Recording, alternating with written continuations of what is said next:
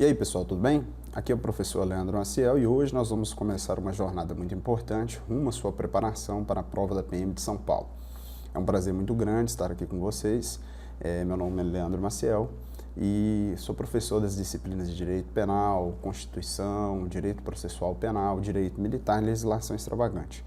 Abordo com vocês aqui para a preparação para a PM de São Paulo os conteúdos de administração pública, em especial Constituição Federal, Constituição Estadual de São Paulo, Lei de Acesso a Informações, Decreto de Acesso à Informação de São Paulo. Hoje nós vamos abordar o artigo 5º da Constituição. Não precisa pegar nenhum outro material, basta ler a letra da lei, acompanhando com a minha aula, e eu tenho certeza que vocês vão conseguir compreender todo o conteúdo em sua amplitude. Pois bem, iniciando aí os nossos estudos, a Constituição, segundo seu edital, já começa tratando aí dos direitos e garantias fundamentais, então a gente não vai precisar ler o preâmbulo da Constituição, os princípios fundamentais, nós vamos direto aos direitos e garantias. Pois bem, artigo 5º, todos são iguais perante a lei, sem distinção de qualquer natureza, garantindo-se aos brasileiros e aos estrangeiros residentes no país a inviolabilidade do direito à vida, à liberdade, à igualdade, à segurança e à propriedade, nos termos seguintes. Então, o primeiro ponto que nós temos que observar, que pode ser objeto de cobrança na sua prova, é o princípio da igualdade formal. A lei, ela traz que todos nós somos iguais perante a lei, é uma igualdade formal. Por que igualdade formal? Nós sabemos que, na verdade, há pessoas que são diferentes, Por exemplo, as pessoas portadoras de deficiência, os negros, as mulheres que têm relações particulares que distinguem dos homens ou de outras pessoas. Mas, segundo a lei, de forma geral e formalmente, nós todos somos iguais, submetidos ao Código Penal, submetidos aos princípios que regem as relações trabalhistas, beleza? Então, essa igualdade é uma igualdade formal. E a lei, a Constituição, vai trazer aqui para nós alguns princípios que nós vamos ver nas questões sociais relativas ao trabalho, do trabalhador que trabalha no horário noturno, do adolescente, que ele não pode trabalhar durante o período noturno, por exemplo, regras que tragam aí um atendimento ao princípio da legalidade material, da igualdade material, que é o quê? Tratar os iguais de forma igual e os desiguais na medida da sua desigualdade. Isso é a igualdade material, é garantir que as pessoas, na medida da desigualdade que vivem, sejam tratadas de uma forma para que elas consigam atingir uma igualdade real, beleza? Então, a Constituição ela traz para nós, de forma geral, o princípio da igualdade formal, mas traz também em pontos específicos a igualdade material, beleza? E a Constituição, já no caput do artigo 5º, caput significa cabeça, tá? Então, no artigo 5º, nós temos o caput, que é o assunto que é tratado em termos gerais no seu tópico principal. As garantias que são asseguradas aos brasileiros, e aos estrangeiros que residem no país. Não significa dizer que aos estrangeiros que não residem no país, mas aqui estão, viajando como turistas, não é assegurado o direito à vida. Houve só um erro por parte do legislador, o constituinte, na hora de elaborar a Constituição, de não incluir isso aqui. A vida, ela é assegurada, beleza? Por parte do constitucionalista. Não de acordo com os escritos da Constituição, mas pelo espírito da Constituição. E aí, pessoal, a gente tem uma ideia geral de que os direitos previstos na Constituição, uns são mais importantes que os outros. Por exemplo, que o direito à vida é um direito absoluto, que o direito à liberdade é um direito absoluto. Eu quero já trazer para vocês que, sem dúvidas nenhuma, o direito à vida, o direito à liberdade são direitos muito relevantes, não é mesmo? Mas nem mesmo o direito à vida é um direito absoluto. Nós vamos ver que em caso de guerra declarada, a gente tem que ficar atento, porque muitas vezes a questão está trazendo conflito armado e há distinção. Vou dar um exemplo muito claro. É possível que uma fronteira brasileira, vamos dizer, está tendo atritos diversos entre Brasil e Venezuela, Digamos que seja determinado pelo, acho que é Nicolás Maduro, o nome do presidente da Venezuela, a invasão do Brasil pelo Nicolás Maduro. E ali o Brasil entra em conflito armado. Naquele momento não tem uma guerra declarada, porque para o Brasil declarar guerra ele precisa de autorização do Congresso Nacional. Mas conflitos armados são situações de respostas imediatas. As circunstâncias que ocorrem naquele momento de conflito armado podem ocasionar crimes militares previstos no Código Penal Militar em tempo de guerra.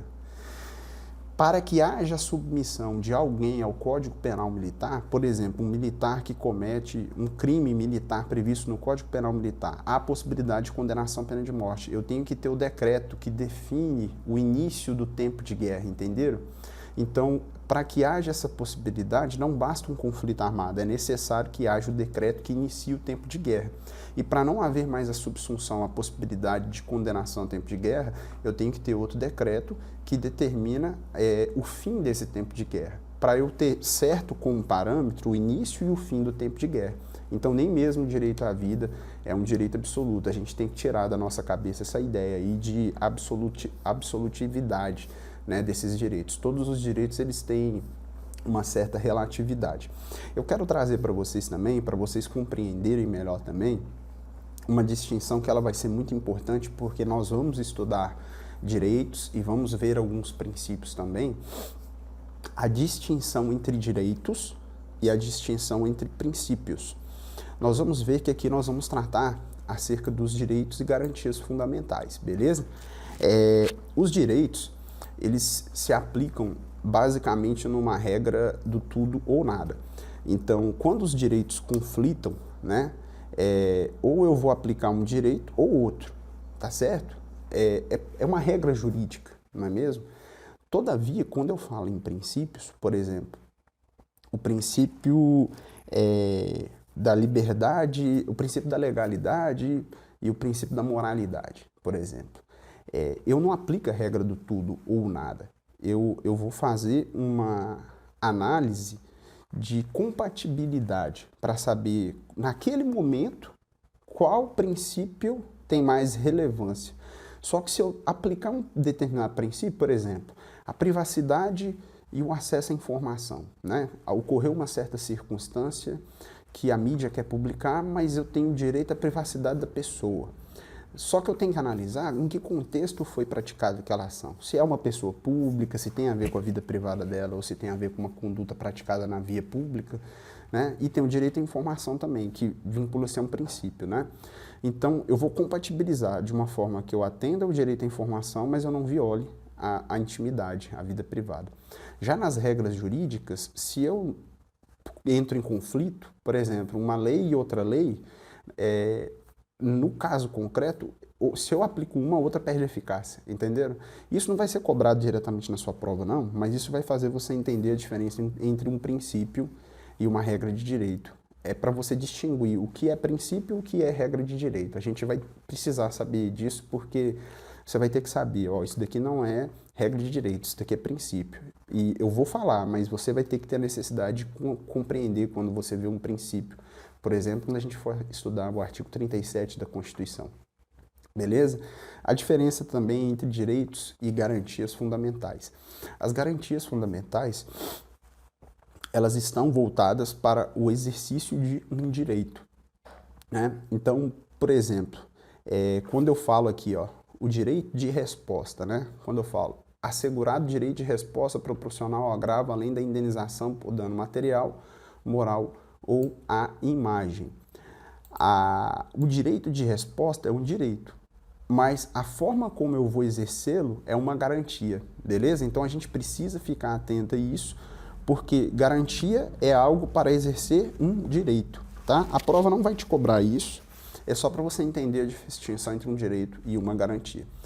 Então, é importante também gravar isso, ó, direito à vida, à liberdade, à igualdade, à segurança e à propriedade. Às vezes, na prova do concurso público, o examinador te cobra, né? No caput do artigo 5º, são assegurados aos brasileiros e aos estrangeiros residentes no país a inviolabilidade. Aí tira o in e coloca a violabilidade.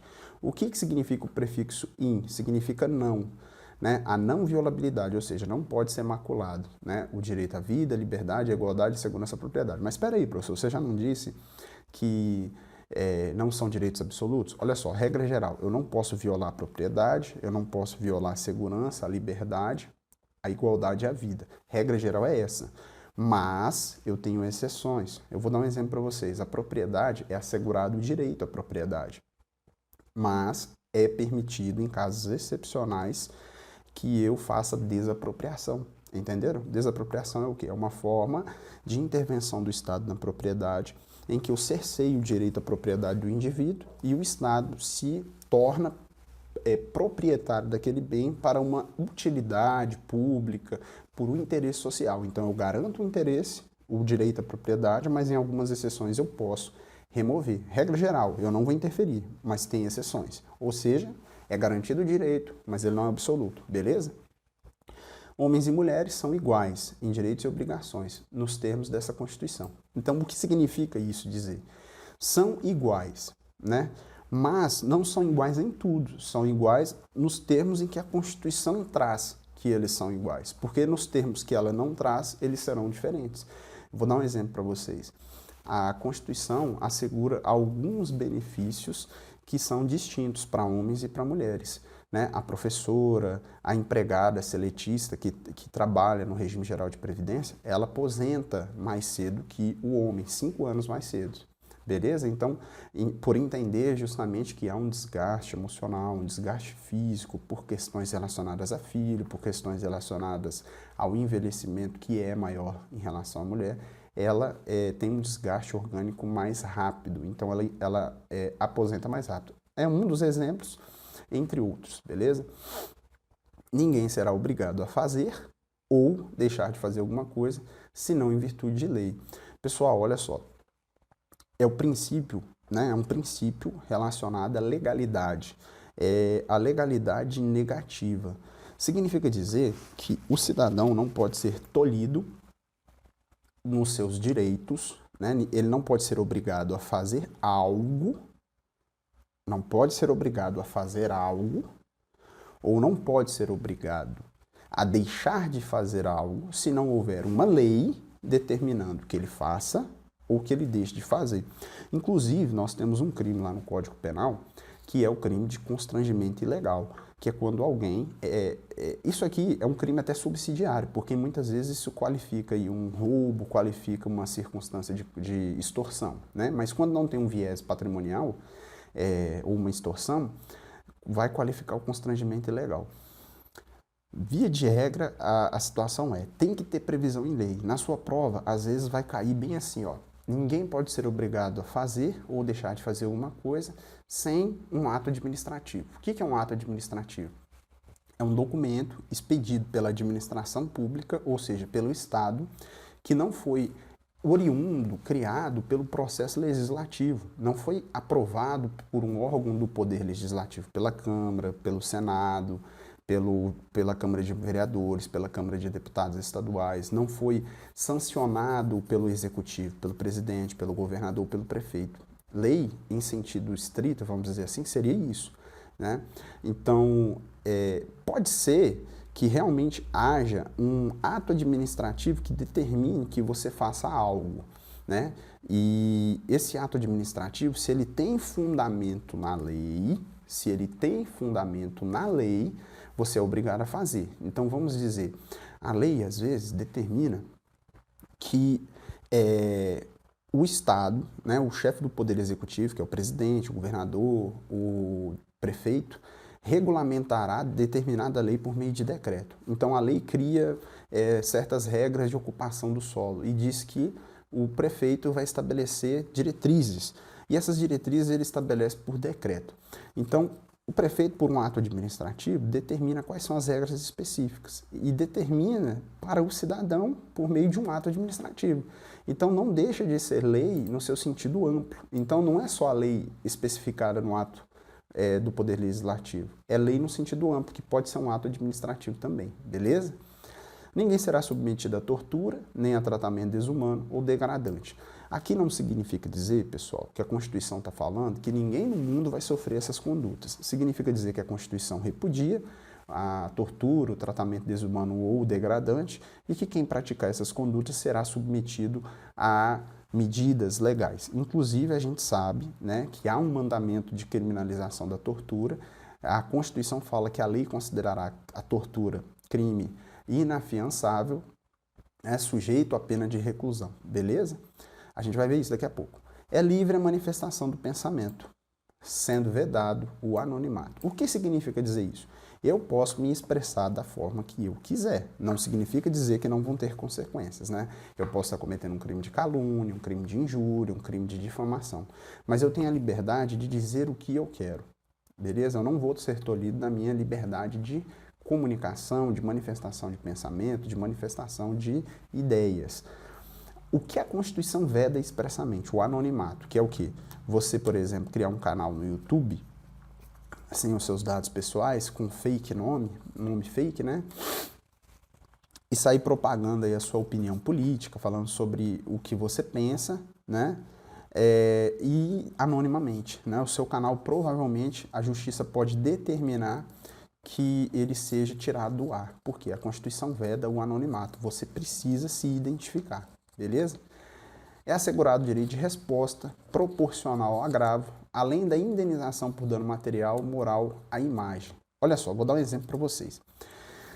Digamos que uma pessoa mantenha um relacionamento com alguém e que esse alguém vá, né? Melhor dizendo, né? Vamos lá, outro exemplo. Digamos que você trabalha numa empresa e você comete uma determinada falha. E na frente de todo mundo... Não, eu tenho um exemplo melhor. Vamos corrigir isso aqui. Você é policial militar do estado de São Paulo e durante a execução do seu serviço, você aborda um cidadão, né? E durante a abordagem, você toma as providências, realiza a prisão por tráfico de drogas e na delegacia, esse cidadão te acusa de ter enfiado drogas no carro dele e te acusa de ter subtraído bens e valores. Aí a mídia, sem sequer ter apurado as informações ou ter verificado a situação, simplesmente pega essas informações e divulga na televisão, tira fotos suas e coloca na televisão e já te acusa de ter praticado isso. Quando acontece isso, você está sofrendo um agravo. Não significa dizer que a mídia não tem o direito, né? A possibilidade de divulgar uma informação sobre um fato que ocorreu. Tem, só que ela tem que ter a cautela de não expor sua imagem, de proteger seu nome, né? E ser cautelosa, de se acercar um pouco das informações para ter o mínimo de informação acerca da situação, né? Aí o que acontece? Ocorre que se prova que aquilo ali não foi verdade e você consegue entrar na justiça com o direito de resposta. O que vai acontecer? Proporcional ao agravo que você teve, você vai ter o direito judicial de ir lá na televisão, pelo mesmo período de tempo que a televisão te causou dano, de utilizar o tempo para você falar e expor a sua opinião sobre o fato, mostrando a sentença de absolvição por não ter cometido o fato, né? No meio de comunicação, no mesmo horário, né? No mesmo horário, com a mesma audiência. E além disso, você vai ter indenização pelo dano eventual que você sofreu, né? Em razão de ter contratado advogado, de às vezes ter tido um prejuízo, né? Ou o dano à sua imagem, que ele é irreparável. E como não dá para voltar você ao status que você estava, né? Uma acusação dessa, por mais que você seja inocentado, sempre vai macular a sua imagem. Então, como que o judiciário determina que seja feita a reposição? Com pecúnia, com dinheiro, beleza? É inviolável a liberdade de consciência e de crença, sendo-lhe assegurado o exercício dos cultos religiosos e garantido na forma da lei a proteção aos locais de culto e suas liturgias. O que a lei está dizendo? Que não se pode violar os locais de liturgia espiritual, de cultos religiosos, e que esses locais eles são protegidos. Então, eu vou dar até uma dica muito importante para vocês quando forem desempenhar as funções policiais de vocês. A gente recebe hoje chamadas relativas a som alto em igrejas. Isso aqui não impede que vocês vão até o local e conversem com os responsáveis e orientem. Mas olha só, é muito diferente você tomar uma providência policial na residência de um cidadão que está fazendo uma festa, bebendo cerveja, comendo carne, que você pode entrar ali em flagrante delito, apreender o som, prender todo mundo, fazer um termo circunstanciado de ocorrência.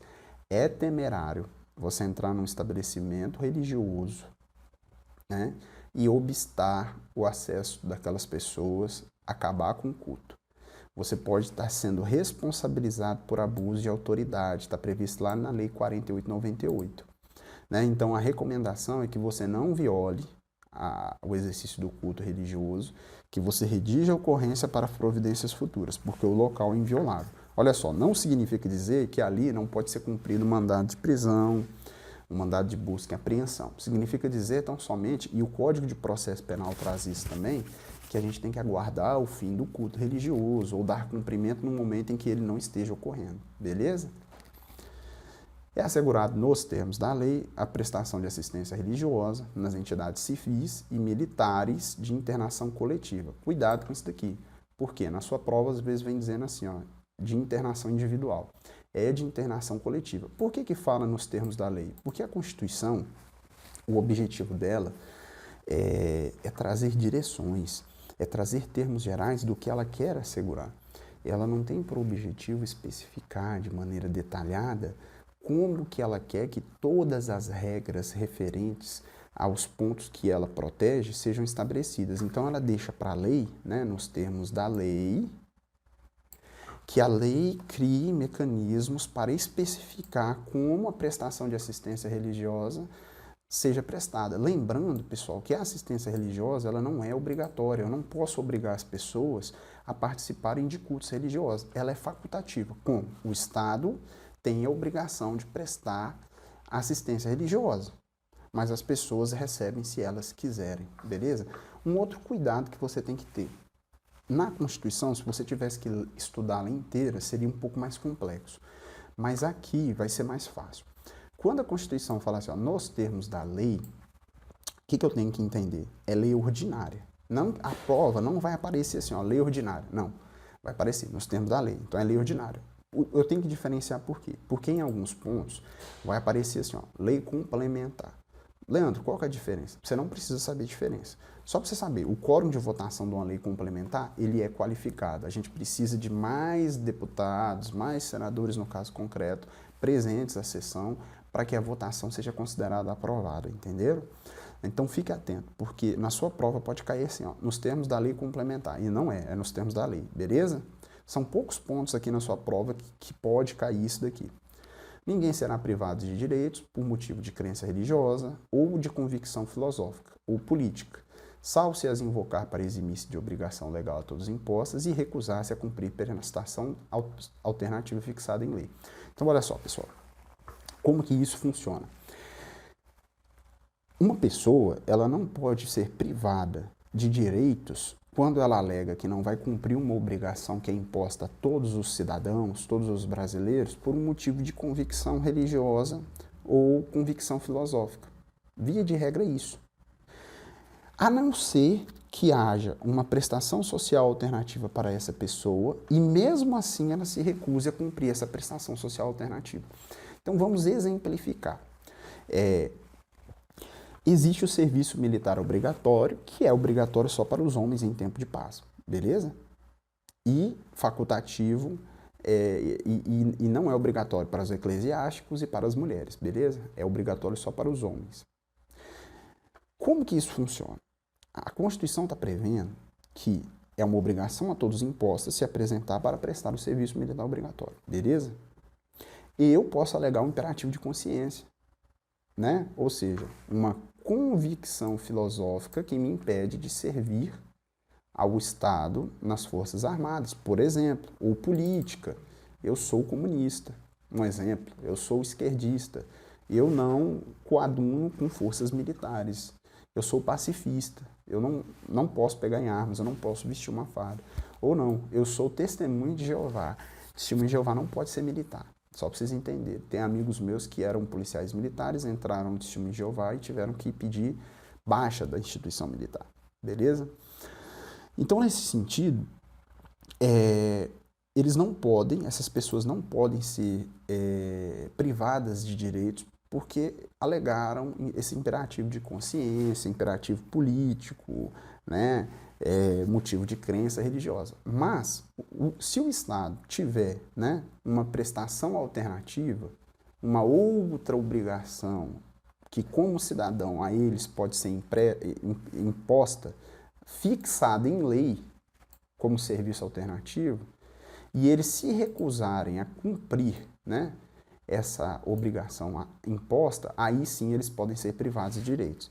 Por exemplo, digamos que o cidadão se apresenta para o serviço militar obrigatório, ele não quer cumprir o serviço militar obrigatório e tem uma lei que fala que o cidadão que alega imperativo de consciência, ele vai trabalhar sim nas Forças Armadas num cargo civil, sem usar farda, recebendo uma remuneração, cumprindo ali os prazos de um ano, vinculado ao Ministério da Defesa, mas num cargo civil administrativo. E ele recusa.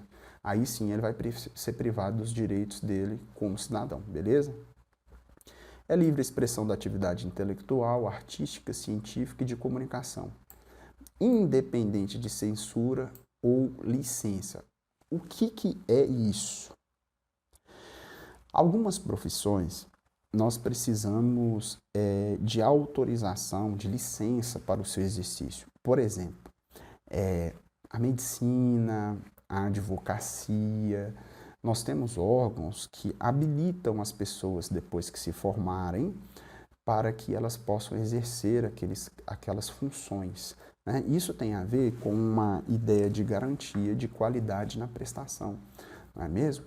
E a lei, inclusive, prevê isso daí, né? Livre exercício de qualquer arte, profissão, ofício, nos termos da lei, né? Ou seja, se não tem nenhuma lei que diz que aquela profissão precisa de uma legalização, de um requisito, eu posso exercer naturalmente. O que esse inciso 9 está dizendo? A atividade intelectual, artística, científica e de comunicação independe de censura ou licença. Vocês lembram que, durante um certo tempo, a atividade de comentarista de futebol, né, a atividade de trabalhar como âncora em jornais, como redator de textos, foram criadas leis estabelecendo que precisava ser formado em jornalismo, né, para o desempenho dessas atribuições, e muita gente teve que parar de desempenhar essas funções. Pessoas muito conhecidas que já desempenhavam essas funções há muito tempo. Eu não lembro se foi o Neto, eu acho que o Galvão Bueno passou por isso e outros profissionais, eu não tenho certeza. Então entraram com uma ADI, ação direta de inconstitucionalidade, e essas disposições foram consideradas inconstitucionais justamente com fundamento nisso daqui. Eu não posso prever licença para o exercício de atividades de comunicação, nem como atividades artísticas. Por exemplo, colocar aqui para o cara fazer novela, ser cantor, trabalhar no teatro, ele precisa de um curso de teatro. Por que as pessoas fazem? Para ter mais conhecimento, tá? Atividade intelectual, né? Sei lá, canto, design, atividades relacionadas à moda, né? E isso aqui, pessoal, científico, não está relacionado ao cara que mexe com vírus dentro de laboratório, não. Requer medicina, beleza? Mas é relacionado a questões mais simples, beleza? São invioláveis a intimidade, a vida privada, a honra e a imagem das pessoas, assegurado o direito à indenização pelo dano material ou moral decorrente de sua violação. Basicamente, pessoal, isso daqui significa o seguinte: eu não posso violar a intimidade das pessoas e expor a imagem pessoal, a vida privada, a honra. E como que isso no ordenamento jurídico se revela? Né? Nós temos o crime de expor a intimidade das pessoas na internet, um crime novo que foi estabelecido em 2018. Isso é dano moral, previsto aí no Código Civil. Mas e pessoas que têm aí uma vida íntima, uma vida pública, né? Se elas estiverem na rua, andando, a gente não pode entender que, nesse caso, um paparazzi que está ali filmando, fotografando, está cometendo esse crime, não. Por quê? Porque ela vive de publicidade e ela se coloca à disposição em relação a isso. Então, ela não pode achar ruim. Na sua prova, isso não vai ser cobrado assim, não. Vai te cobrar só quais formas de indenização. Então, dano material, moral, decorrente da violação. O dano material, pessoal, às vezes é o seguinte, o cara é CEO, né, presidente de uma empresa, e o presidente de uma outra empresa, para causar um prejuízo a ele, paga uma pessoa para entrar na casa dele e filmar ele tendo relações sexuais com a amante, e divulga isso para que ele seja demitido, e depois descobrem que ele praticou isso. Ele perdeu o emprego, né, perdeu o prestígio, perdeu a moral dele. Então aqui vai ter que ter uma indenização para ressarcir o estado em que aquela pessoa se encontrava.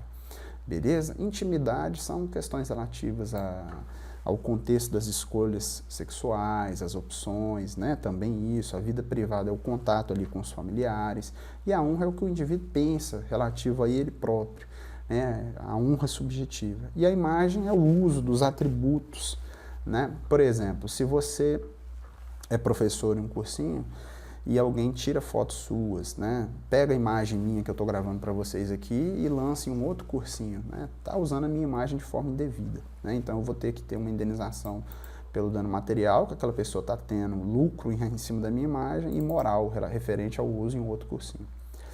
A casa é asilo inviolável do indivíduo. Lembrando, só uma coisa, pessoal, isso aqui pode ser relativizado? Pode. Por quê? Por ordem judicial, podem ser instaladas escutas telefônicas dentro de uma casa de uma pessoa, câmeras para descoberta de crimes, né, somente por ordem judicial, beleza? A casa é asilo inviolável do indivíduo, ninguém nela podendo penetrar sem o consentimento do morador, salvo em caso de flagrante delito, desastre ou para prestar socorro, ou durante o dia, por determinação judicial. Então vamos ver o seguinte, via de regra, a casa do indivíduo é onde ele exerce a privacidade dele, a intimidade, a vida privada, não é mesmo?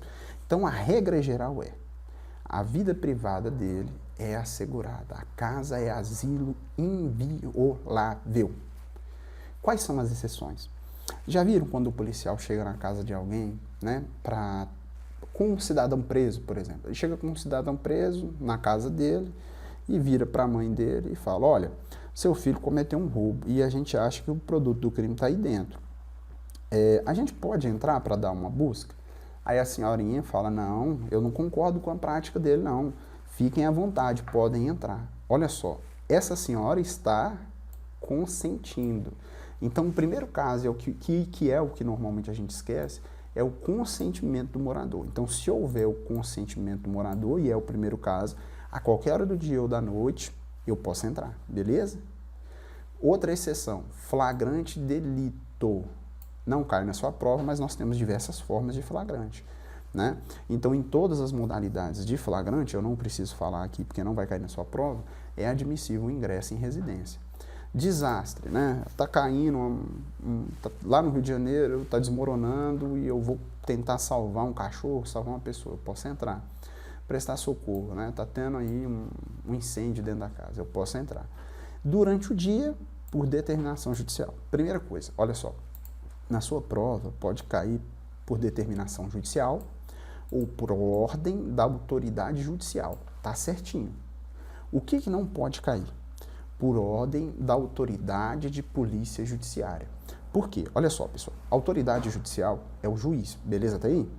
A autoridade de polícia judiciária é o delegado de polícia. E por que às vezes cai isso? Porque antes de 88, o Código de Processo Penal, ele previa que a autoridade de polícia judiciária, que é o delegado de polícia, poderia suprir a ordem judicial. Se ele estivesse presente, não precisava de ordem judicial, entenderam? Só que a Constituição mudou isso. Então, só o juiz, né, só a ordem do juiz, eu posso entrar numa residência nas hipóteses em que eu não tenho consentimento, não está em flagrante, não é desastre, ou não é para prestar socorro. Então, pode cair determinação judicial, pode cair autorização por ordem da autoridade judicial. O que não pode cair é por ordem da autoridade de polícia judiciária, que é o delegado. É inviolável o sigilo da correspondência e das comunicações telegráficas, de dados e das comunicações telefônicas, salvo no último caso. Qual é o último caso? Comunicações telefônicas, beleza? No último caso, comunicações telefônicas por ordem judicial. Em que casos? Nas hipóteses, na forma que a lei estabelecer. Para quê? Investigação criminal ou instrução processual penal. Pessoal, instrução processual penal se refere à ação penal.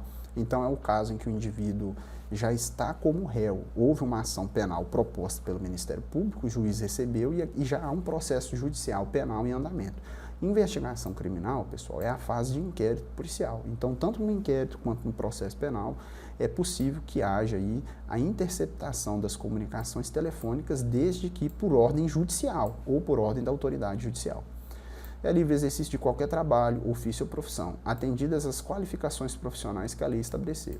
É o que eu falei para vocês, né? Em se tratando de trabalho relacionado à comunicação, trabalho relacionado a artes, a intelectualidade, não pode ter licença ou censura. A licença é relacionada à autorização de um órgão concedente e a censura é alguma restrição para o exercício. Não pode ter teatro sobre homoafetividade, né? Não pode ter teatro sobre isso. Não existe isso, né? O Estado não pode fazer isso, de acordo com a Constituição. E o inciso 12, ele está falando basicamente o seguinte, que eu posso desempenhar qualquer função, qualquer trabalho, qualquer arte, qualquer ofício, mas a lei ela pode trazer alguns requisitos, algumas qualificações. Se a lei não trouxer nada, eu posso desempenhar aquela função. Vou te dar um exemplo, marceneiro. Não existe uma faculdade que eu tenho que fazer para ser marceneiro, não existe um órgão que regulamenta a profissão. Então, se você diz que você é marceneiro e você encontra clientes que te contratam para fazer imóveis, ótimo, maravilhoso, beleza? O dia que a lei estabelecer que, né, pelo MEC, que existe a necessidade de um curso superior em marcenaria, que tem que ter tantas horas de tais disciplinas, que depois você precisa prestar uma prova ou se inscrever num órgão de classe, aí sim você precisa ter essa autorização. Quer ver uma profissão que está caminhando para isso? A quiropraxia. Já viram aqueles vídeos que o pessoal estrala as costas dos outros? É maravilhoso aquilo ali. Eu recomendo uma sessão, eu faço de vez em quando. Então, aquilo ali já tem algumas faculdades relacionadas a isso e daqui a uns dias a gente vai ter que ter autorização. Sabe por quê? Tem muita gente que não tem conhecimento nenhum, não tem nem curso para isso e que está pegando o pescoço dos outros, torcendo ao contrário. Daqui a pouco vai ter gente que vai morrer com isso. Está se expandindo muito no Brasil. Inclusive, um dia desse eu levei a namorada numa quiropata aí, enganação pura, né? Não foi legal, não machucou, mas não deu efeito nenhum. E ela já fazia em outro lugar e ela sabe quando o profissional é bom e quando não é. Então tem muita gente dizendo que exerce a função e não exerce. Então precisa de uma regulamentação, beleza? É assegurado a todos o acesso à informação e resguardado o sigilo da fonte quando necessário o exercício profissional. Então vamos lá.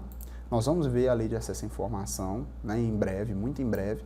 E o primeiro ponto que nós temos, né, para vocês aprenderem já, a Constituição assegura o acesso à informação. A regra é que as informações produzidas ou armazenadas pelo Estado, a regra é que elas serão públicas, de acesso público ao cidadão, inclusive sem justificar o motivo por qual o cidadão quer ter esse acesso. Né? O cidadão ele tem que ter o controle social sobre as informações produzidas pelo Estado ou também armazenadas. Então, essa é a regra. Inclusive, a Lei de Acesso à Informação, que nós vamos ver, a 12.527 de 2011, o fundamento dela é essa disposição prevista aqui no artigo 14. Né? O artigo 14 é o fundamento da edição daquela lei. Resguardado o sigilo da fonte quando necessário o exercício profissional. Então, o que é isso? Olha só, digamos, um repórter descobre a prática de infrações penais praticadas por policiais em determinado estado da federação. E essas informações foram colhidas por meio de um informante que passou informações para o jornalista. Aí, essas informações são repassadas para a polícia e o delegado de polícia enquadra o jornalista, chama ele para ser ouvido como testemunha e exige dele, como testemunha, porque testemunha é obrigado a dizer a verdade, que ele forneça informações da fonte dele. Olha só, não é referente ao exercício da profissão, mas a testemunha não tem que falar a verdade? Nesse caso, para resguardar o sigilo da fonte, não é obrigado o jornalista, porque ele está no exercício da profissão, a repassar as informações, mesmo sendo assegurado o acesso à informação. Beleza? É isso que você tem que guardar para sua prova. É a livre locomoção no território nacional, olha só, em tempo de paz. Por quê, pessoal? Olha só, não cai na sua prova, mas nós temos, por exemplo, tempo de guerra e o estado de sítio, em que o deslocamento de pessoas no estado de sítio ou no tempo de guerra pode ser proibido ou restrito a determinadas áreas, entendeu? Até por questões de segurança. Então, em tempo de paz, é a livre locomoção no território nacional inteiro. A pessoa pode deslocar-se nos termos da lei, ou permanecer, ou dele sair com os seus bens, beleza? Esse, inclusive, é o fundamento que justifica a aplicação do crime de abuso de autoridade quando um policial aborda pessoas que não estão cometendo crime e as impede de permanecer em espaços públicos, né? Inclusive, isso aqui é muito temerário, né? Às vezes a PM aborda adolescentes em praças públicas E mesmo sabendo que aquelas pessoas ali podem vir a cometer crimes, porque tem antecedentes, os policiais conhecem, e determina que eles vazem ali daquela área, né? Saiam daquele local. Isso aí você está atentando contra a liberdade de locomoção, né? Porque é direito do cidadão permanecer nos locais públicos. Inclusive o ECA prevê que é direito do adolescente e da criança brincarem em espaços públicos, não é mesmo? Então, qual é a regra? Tanto a pessoa quanto os seus bens com ela têm direito de estar, permanecer ou de sair de todo o território nacional em tempo de paz, nos termos da lei. Olha só, importante isso aqui, todos podem reunir-se pacificamente, olha os requisitos, tem que ser pacificamente, sem armas, em locais abertos ao público, independente de autorização, desde que não frustrem outra reunião anteriormente convocada para o mesmo local, sendo apenas exigido prévio aviso à autoridade competente. Então, o que é isso? É o direito de manifestação. Então, quando pessoas pretendem manifestar-se sobre uma causa política, uma causa social ou sobre a paz, o Estado não pode exigir, né, não é exigível, e as pessoas também não têm a obrigatoriedade de solicitar autorização. O que elas têm que fazer? Única e exclusivamente comunicar ou avisar, que dá no mesmo, né, a autoridade competente, até por uma questão lógica, desvio de trânsito, distribuição de efetivo para proteção dessas pessoas e de outras, planejamento operacional de tropa e de trânsito, né, para evitar tumultos ou circunstâncias que causem risco à segurança. Inclusive, hoje é um dos principais problemas, porque alguns grupos políticos, justamente porque querem provocar caos, porque querem causar transtornos ao trânsito como forma de chamar a atenção, ou porque às vezes querem praticar atos de violência, não comunicam à polícia. Então, o que torna essas manifestações muitas vezes ilegais é que elas são tomadas de precipitação, são feitas sem comunicar as autoridades policiais, sem comunicar o Estado, e isso as torna ilegais. E por isso que ocorre a dissuasão dessas ações, a dispersão e a ação policial em algumas circunstâncias que gera até conflito. Por quê? O direito à manifestação, ele existe, mas existe também o direito à locomoção no território nacional, que pode ser exercido por qualquer cidadão. Então, o cidadão que está ali manifestando, ele tem o direito dele, mas eu também, como cidadão, tenho o meu direito de trabalhar, de deslocar-me naquela via. Então, o Estado precisa ser comunicado previamente para ele desviar o trânsito, para que eu consiga chegar no meu trabalho de forma rápida também. Eu não posso ser prejudicado por aquela pessoa que está fazendo a manifestação. Então, quais os requisitos? Não precisa de autorização, mas tem que ser feito o aviso prévio. Eu não posso frustrar uma reunião que foi anteriormente marcada para o mesmo local e horário. Então, se tem uma reunião já marcada, eu não posso marcar uma para o mesmo horário, para o mesmo local. Tem que ser pacífico, né? E tem que ser sem armas, né? Se for um local aberto ao público. É plena liberdade de associação para fins lícitos, vedada de caráter paramilitar. Então, olha só, se eu quero fazer uma associação, eu tenho toda a liberdade. Inclusive, pessoal, só para vocês saberem, os militares podem se associar, tranquilo? O que os militares não podem é criar sindicatos. É vedado o sindicato e a filiação partidária para os militares, beleza? Os militares da ativa não podem estar filiados a partidos políticos. Então, associações elas podem ser criadas, desde que sejam para fins lícitos, né? Inclusive, a associação para fins ilícitos é considerado crime previsto no artigo 288 do Código Penal, associação criminosa, beleza? E essa associação não pode ser paramilitar. O que constitui uma associação paramilitar? A hierarquia, a presença de armas e a estrutura de fardamentos e também a questão de ordens entre os seus organismos, entre os seus membros, beleza? E é uma força paralela ao Estado, né? A criação de associação, e na forma da lei de cooperativas, independe de autorização do Estado, sendo vedada a interferência estatal em seu funcionamento. Então, para criar cooperativas e criar associação, eu não preciso de autorização do Estado. Muitas vezes, eu preciso preencher os requisitos legais, né, de constituição, registro junto aos órgãos competentes, pagamentos de tributos, mas o Estado não precisa me autorizar, beleza? Eu só tenho que ficar atento, pessoal, porque os sindicatos, eles têm algumas regras específicas que não podem ser confundidas com associação. Por exemplo, o sindicato, ele não pode ter uma representação inferior ao município, e é um por município, beleza? Então, o sindicato não pode ser criado mais que um por município por categoria. Sindicato dos metalúrgicos, não pode ter 2 sindicatos de metalúrgicos em Uberlândia, é um, beleza? E o mínimo que pode representar é o município, não pode ter o sindicato dos metalúrgicos do bairro Tibério, é sindicato dos metalúrgicos de Uberlândia no mínimo, beleza? As associações só podem ser compulsoriamente dissolvidas ou ter suas atividades suspensas por decisão judicial, exigindo-se no primeiro caso o trânsito em julgado. O que é isso? Primeiro que eu tenho que entender o que é compulsoriamente e depois o que é dissolvidos. Compulsório é algo que não é de própria vontade, significa que eu fui obrigado a fazer algo, e dissolvido é finalizado. Então as associações, para que elas sejam forçadas a serem finalizadas as suas atividades e deixar de existir, ou para que as suas atividades sejam suspensas de forma compulsória, né, eu preciso de ordem judicial. Se a associação quiser parar de existir, ela pode? Pode, naturalmente, mas forçadamente pelo Estado é só com ordem judicial. E no primeiro caso, né, aqui, ó, no primeiro caso, que é o quê? Compulsoriamente dissolvidas e deixar de existir, eu preciso do trânsito em julgado. Então, como isso funciona? Para que as atividades sejam suspensas, é necessário entrar com uma ação judicial, ou seja, o Estado não pode, por meio de um ato administrativo, suspender as atividades de uma associação. É preciso litigar, é preciso judicializar isso. Então, o Estado, se entender que uma associação pratica atos irregulares, ele não vai no local, por uma ordem de um servidor, e suspende, não. Isso acontece muito com o supermercado, por exemplo, que tem produtos irregulares, perecíveis, impróprios ao consumo, que o servidor pode ir lá, né, da área competente, um fiscal da prefeitura, e suspender por certo tempo o exercício das atividades. Na associação é diferente. Como é que vai funcionar?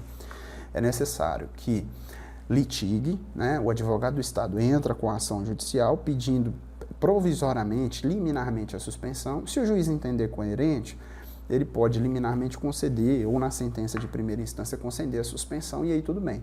E para ser definitivamente suspensa, eu preciso do trânsito em julgado. O que é o trânsito em julgado? É aquela sentença judicial, aquele acórdão judicial em última instância, da qual não caiba mais recurso, finalizou a ação judicial. Só então, em se tratando de dissolução compulsória, eu posso dissolver a associação por trânsito em julgado e para ter atividade suspensa, a decisão judicial de qualquer natureza, beleza? Ninguém pode ser obrigado, compelido a obrigado, a associar-se ou permanecer associado. Então, a associação em uma instituição, associação aí do seu trabalho, né, da UGAR, associação da Caulink, associação da Polícia Militar de São Paulo, ela é facultativa, né? Você não pode ser obrigado a se associar, ou sendo associado e querendo sair, você não pode ser obrigado a permanecer associado. As entidades associativas, quando expressamente autorizadas, têm legitimidade para representar seus filiados judicial ou extrajudicialmente. Então, olha só, a associação ela tem diversas utilidades, né? Basicamente, hoje em dia, serve só para conseguir desconto em Ubatuba, Caldas Novas, mas, tirando as brincadeiras, quando o militar toma uma punição disciplinar, normalmente as associações e os militares entram nas associações para conseguir o advogado por parte da associação, vai lá todo mês, paga 50, 70 reais e se responder algum processo, consegue uma associação por um preço mais em conta, né? Ou sem custo. E existem ações individuais e ações coletivas. Então, se você passa por uma circunstância individual, né, você entra com uma ação e autorizando a associação, ela te representa. Então, aqui está dizendo o seguinte: quando expressamente autorizado, a associação pode representar os seus filiados judicial ou extrajudicialmente. Judicial, pessoal, é quando há uma ação judicial, seja ela civil, seja penal. Extrajudicialmente, que é quando se refere, por exemplo, a um processo de arbitragem. A arbitragem não é o juiz de campo de futebol, não. É um processo de arbitragem que é uma solução de conflitos fora do judiciário, é um árbitro de causas não judiciais. Ele tem poder para, no caso concreto, em algumas causas que não envolvem direitos de alta relevância, como questões patrimoniais, definir e aquilo ali tem valor, né? Ou então administrativo, numa comunicação disciplinar, numa punição administrativa militar. aquela associação pode te defender. É garantido o direito de propriedade, como eu disse para vocês lá no caput do artigo 5º, é garantido o direito de propriedade, né, a inviolabilidade dele, mas tem aí algumas exceções. Olha só, a propriedade ela atenderá à sua função social. Professor, o que é função social? Basicamente, você não precisa saber o que é função social, mas você tem que gravar para a sua prova que a propriedade, para ela ser garantida, né, ela precisa atender uma função social.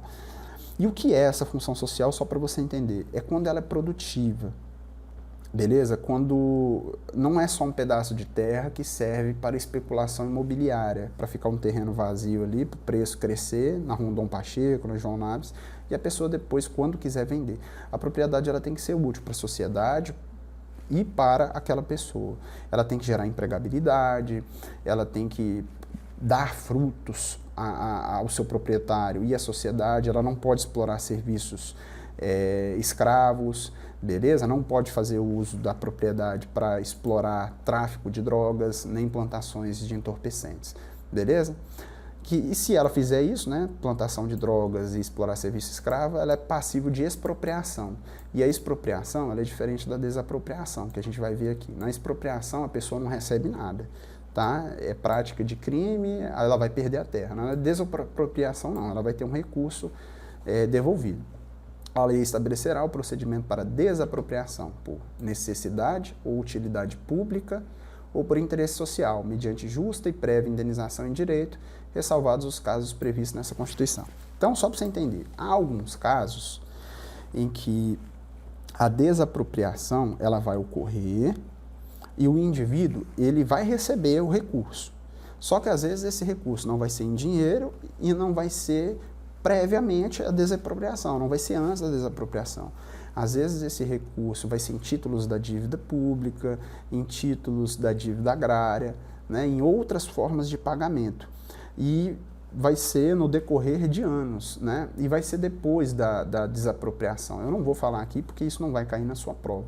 Beleza? Mas nesses casos em que nós estamos falando aqui, ó, desapropriação por necessidade, utilidade pública ou interesse social, a indenização ela tem que preencher 3 requisitos. Ela tem que ser justa, ela tem que ser prévia à desapropriação, ou seja, para eu desapropriar eu já tenho que ter pago, e em dinheiro, beleza? Tem exceções? Tem exceções sim. Algumas exceções, por exemplo, é a desapropriação rural, por exemplo, né? Em alguns casos, que não seja de utilidade ou necessidade ou interesse social, eu faço a desapropriação. Quer ver um exemplo bem bacana? A lei do parcelamento urbano. Digamos que você tem um prédio, né, um terreno situado em local urbano, e o plano diretor do município, ele determina, de acordo com a Constituição, né, que a propriedade tem que atender a função social dela. Então você deixa aquilo ali 10 anos sem nenhuma utilidade. Se você não dá uma utilidade para aquilo, a Constituição prevê que vai haver a necessidade de impor um valor mais alto de PTU para você. Se nesse prazo você não dá utilidade, preenchidos alguns requisitos, pode ser determinada a desapropriação daquele bem. E aí, nesse caso, você não vai receber em dinheiro e não vai ser prévia, beleza? É um caso, um exemplo claro para você. Então, não houve uma desapropriação por necessidade de interesse público ou interesse social, né? Mas é uma desapropriação que está prevista na Constituição e não é esse caso aqui, não vai ser em dinheiro. Ou seja, existem outras formas de desapropriação que não vai ser justa, não vai ser prévia e não vai ser em dinheiro. Mas nesses 3 casos, necessidade pública, utilidade pública e interesse social, tem que ser justa, tem que ser prévia, tem que ser em dinheiro, tá bom? No caso de iminente perigo público, a autoridade competente poderá usar de propriedade particular, assegurado ao proprietário, indenização ulterior se houver dano. Olha só, o nome disso daqui é requisição administrativa, beleza? Então, eu tenho uma circunstância de risco iminente e eu vou fazer uso de uma propriedade particular. Lembrando, pessoal, essa propriedade, né, tanto aqui, ó, quanto aqui embaixo, não é só bens imóveis, não é só terreno, não é só casa, não é só prédio, não. Isso aqui pode ser um carro também, beleza? Isso daqui pode ser um bem, uma moto, né? Então, por exemplo, o policial está passando na rua, né, sem farda, e ele vê um roubo em andamento de uma moto, e ele aborda um veículo, se identifica como policial, não façam isso. E diz para o cidadão que o carro dele está sendo requisitado pelo Estado e parte em perseguição àquele indivíduo, né? Ou uma coisa mais simples, é policial, sua moto patrulha juntamente, sua viatura dá problema, ocorre um roubo na sua frente e você requisita, né, o veículo de um particular. Como é que vai funcionar isso? Só para você entender. Você vai poder fazer o uso daquele veículo, né, poderá usar daquela propriedade e se houver dano, ulteriormente vai haver indenização. Ou seja, você bateu o carro do cidadão, deteriorou em alguma coisa, rodou 100 km, gastou o combustível dele, né?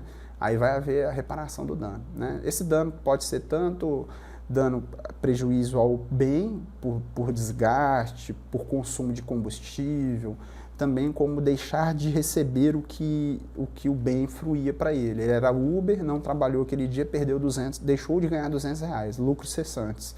Vai ser indenizado também, beleza?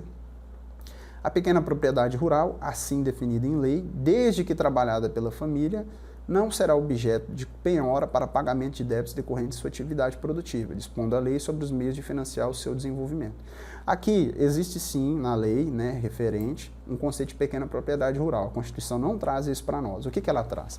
Se há uma propriedade rural, né, definida em lei, trabalhada pela família, ou seja, pequena propriedade, eu tenho pequena, média e grande propriedade. É a pequena propriedade.